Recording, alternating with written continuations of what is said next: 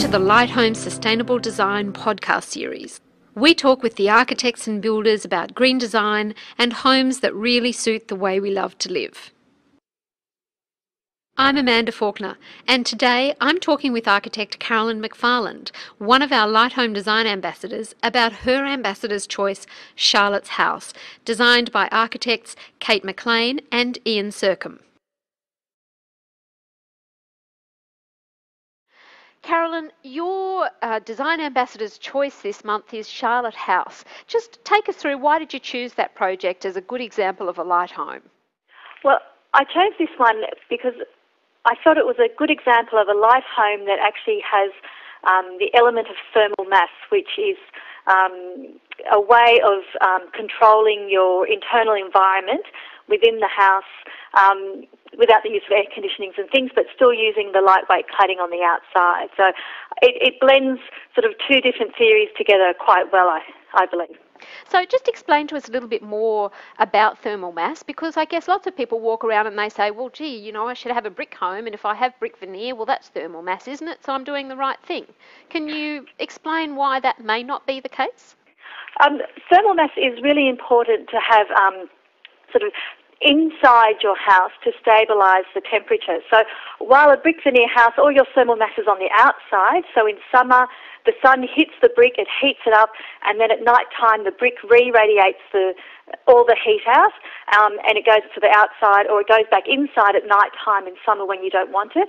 And again, in winter, it will heat up during the day, but at night time, exposed to the cold weather, it gets cold really quickly. So what you need to do is, with thermal mass, is in wintertime, be able to heat it up during the day and then retain that heat inside.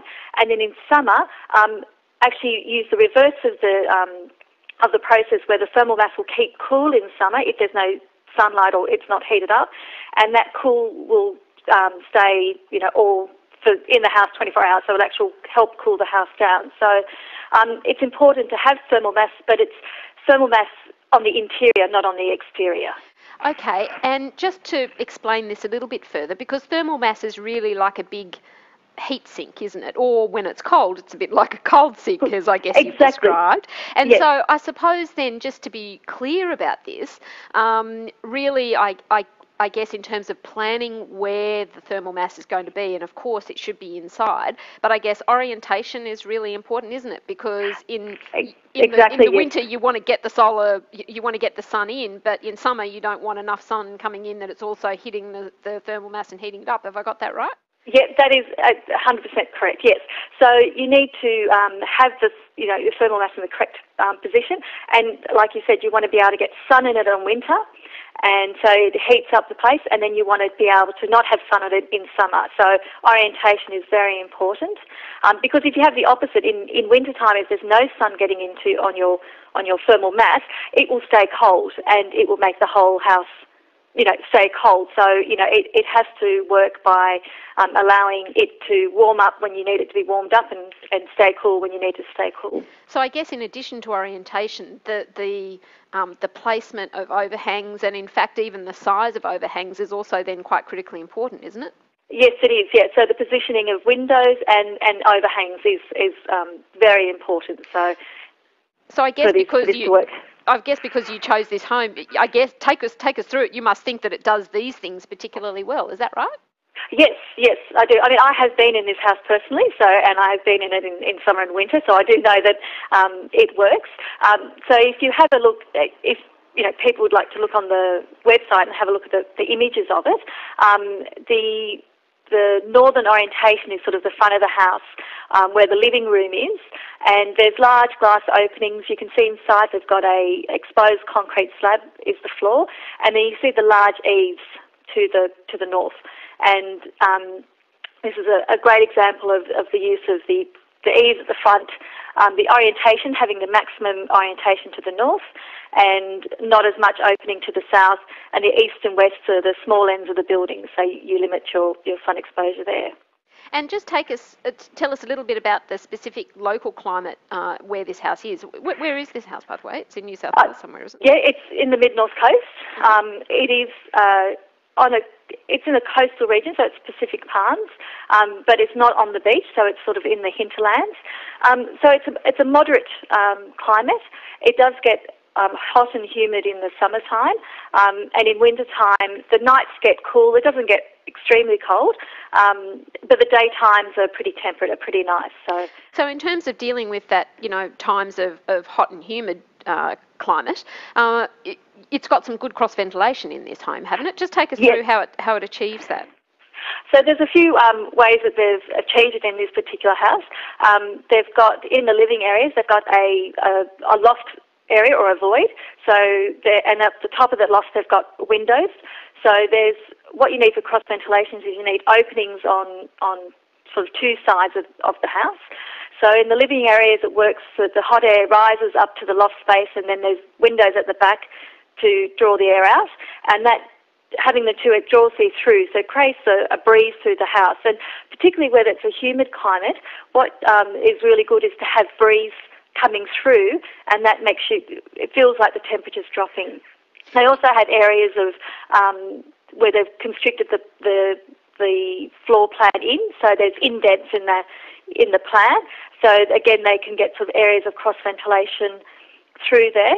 And but again, the plan is really one room deep. So there's only one room's on one side. So again, on one room you can have windows on both the northern and the southern orientation to get the breeze going through. And so moving now, I guess, away from thermal mass and more to the lightweight materials, what part are they playing in the sustainability of the home, or the comfort of the home, or even just the aesthetics of the home?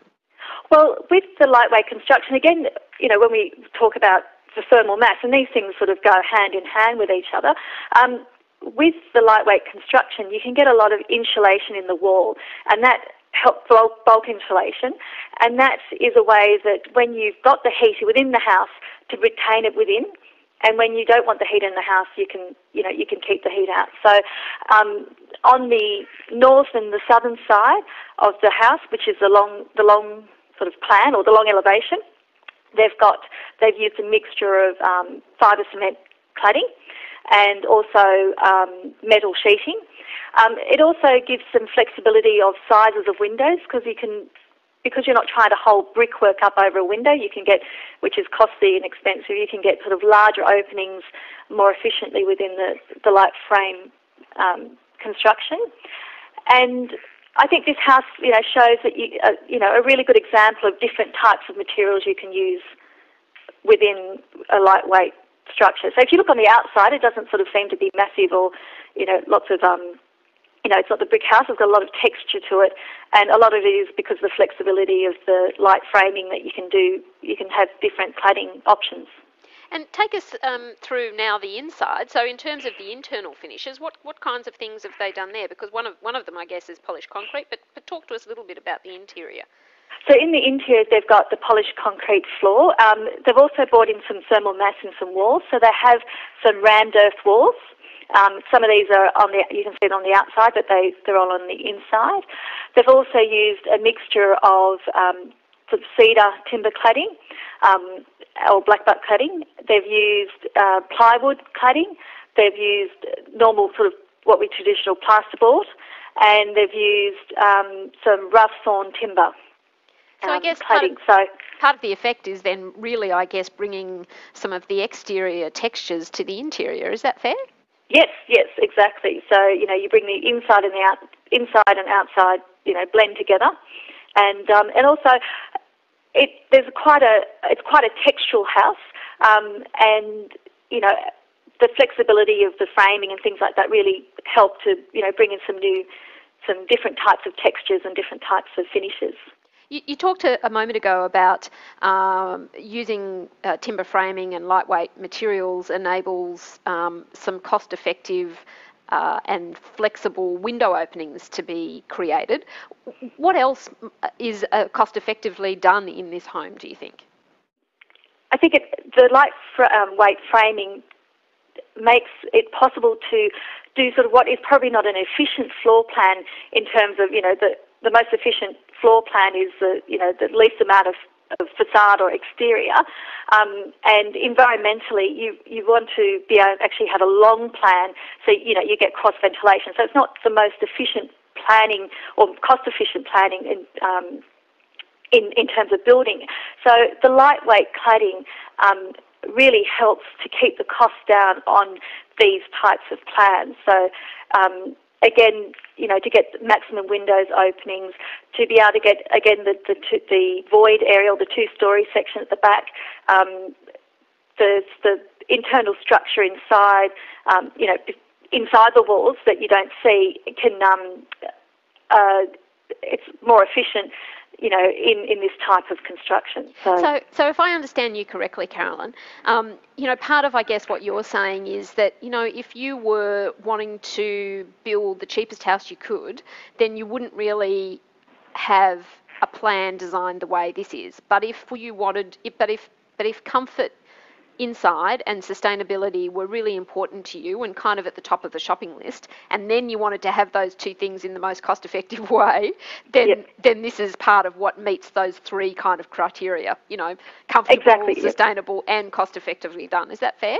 Yes, that is fair. Yep. And things like the polished concrete slab, it is, that is the slab that was laid first, the structural slab that they've polished up.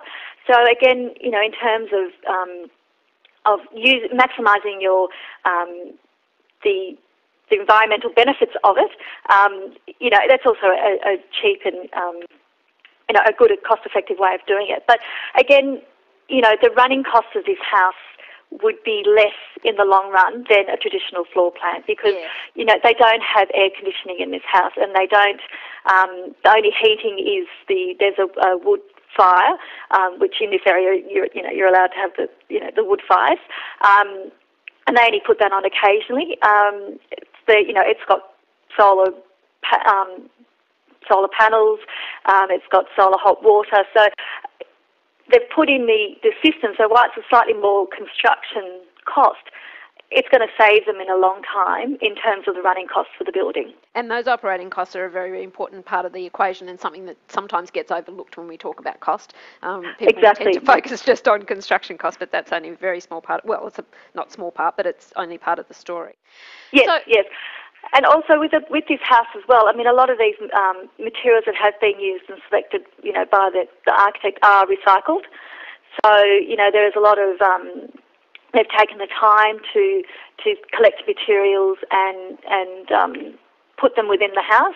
And there's also use of, say, the plywood cladding. Now, that's not a sort of a typical cladding solution in a house, but it can be quite cost effective to use materials like that. So. And just in finishing, is there anything else that you would comment on that Kate McLean and Ian Sercombe, the architects for Charlotte House, is there anything else that you'd comment on that you think was particularly good about what they've done? I think they've put a lot of texture and warmth in the house. I think there's a lot of criticism, like of the concrete slab, white walls, in architecture that can feel cold. And I think this house actually feels really warm, and I think they've done a really good job in combining like a lightweight structure, but getting a lot of warmth and texture within the interior of the house, so it's not a white box. Great. Thank you very, very much, Carolyn, for that choice. Okay, thank you.